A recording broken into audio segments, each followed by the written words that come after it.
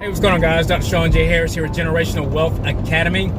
I want to talk to you about some of the things I don't do to become wealthy. So many times you hear people tell you the things that they do, but it's just as important, if not more important, to tell you some of the things that I don't do to maintain wealth or to be able to establish wealth. The first thing is emotional spending. My family, we definitely don't buy on emotions. So many times people just feel that they have to just go to the store, go to the mall, and I just got to go shopping. And once I see something I like that I'm emotionally attached to, then I buy it. That's one of the biggest ways to ensure that you will never be able to accumulate money to be able to invest, to be able to become wealthy. The second thing is buying things that I can't pay cash for twice. I don't buy them. If we're going to take a trip, if we're going to buy a new toy, a new gadget, or just anything, if I cannot spend cash on it 2 times, I'm typically not going to buy it. So everything we do, we operate cash, or if we're going to use credit, we're going to use it to where it's leveraging to our advantage, whether it's a business purchase on a business credit card, or it's just something that's going to be advantageous to us. But other than that, we definitely don't buy things like that. Being caught up on fads and brands, I think that's another big one. We are not brand conscious people. We got enough brands that we own as a family unit that we don't get caught up on wearing other people's brands.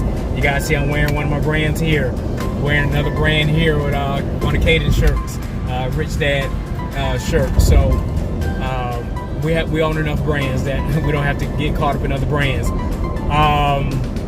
Other thing is buying new vehicles. We don't buy new vehicles.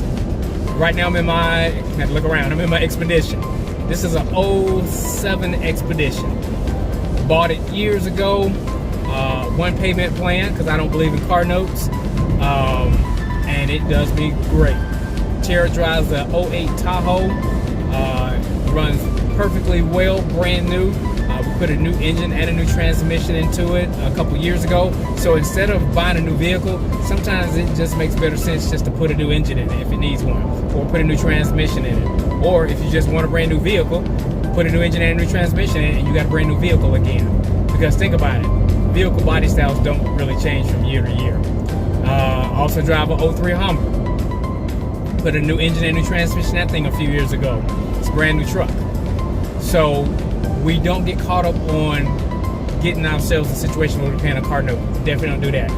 Can't accumulate wealth that way. And then again, so many times people, every 2, 3, 4 years, they want to buy a brand new car.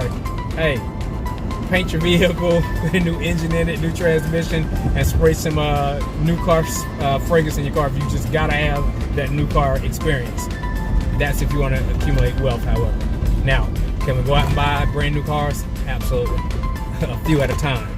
But that's not our game plan. That's not our mission or what we're looking to accomplish. Another thing is we don't put everything on credit card, or we don't max out our credit or our buying power. So many times people get a credit card, I think they want to just max it out for whatever reason. Hey, I got that money, I can use it.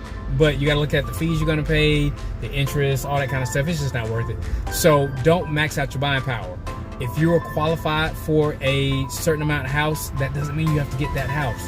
It just says you're good up to that amount. That doesn't mean maxing it out. We typically stay right at the 50% range of what we qualify for. So our current house, we could have bought 3 times the amount of house that we got, but we bought what we felt comfortable with, what we wanted for us.